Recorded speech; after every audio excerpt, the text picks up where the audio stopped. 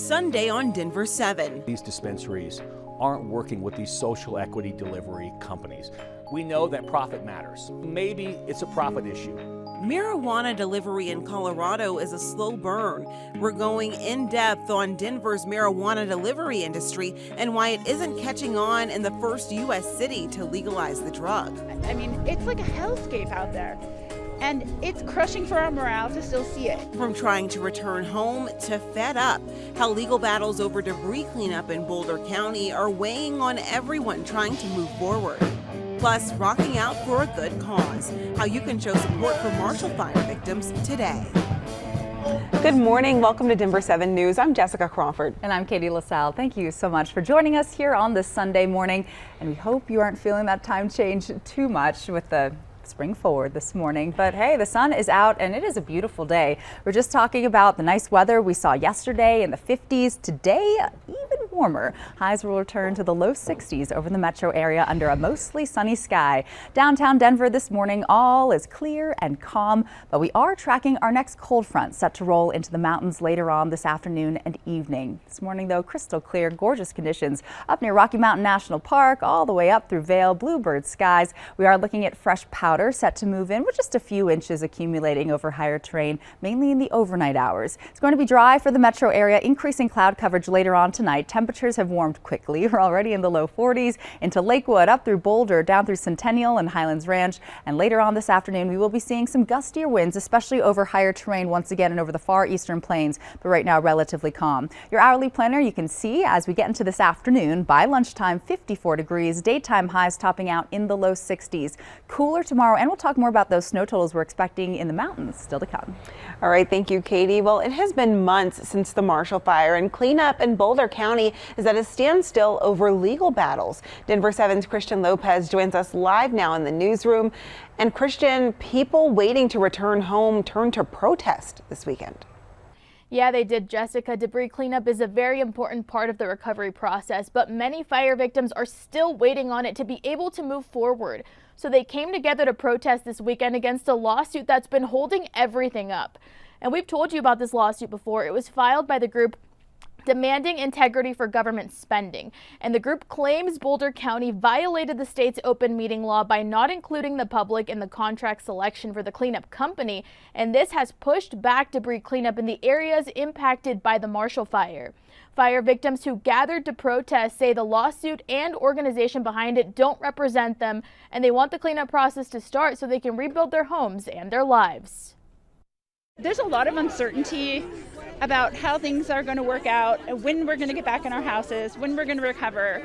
Like even if the cleanup started on time, there's several months where it's going to happen. We don't know when it's going to get to our neighborhood. When can we make plans to build our houses again?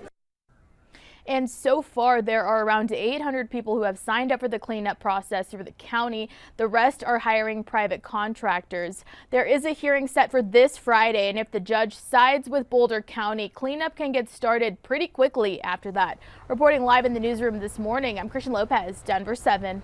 Thank you, Christian. Well, Friday, we heard from Boulder County leaders about those legal battles. They say commissioners did their due diligence in choosing a contractor, and survivors will be financially and emotionally damaged by further delays. Both Superior and Louisville City Council will meet this week to talk about the debris removal agreement with the county. Superior will also discuss a new nonprofit to advocate for residents called Superior Rising. In Louisville, there is a first reading for 2 ordinances to opt fire victims out of certain building codes. Well, this afternoon, you can enjoy some fun music while supporting families who need help after the Marshall Fire.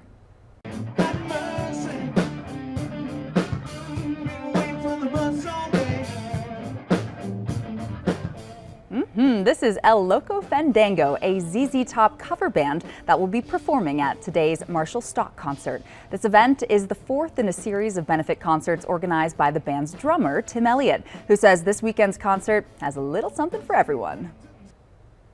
And you can watch Tim's band and 4 others today at The Venue on Cortez Street in Denver starting at noon. There is no cover charge, but donations for wildfire relief will be greatly appreciated.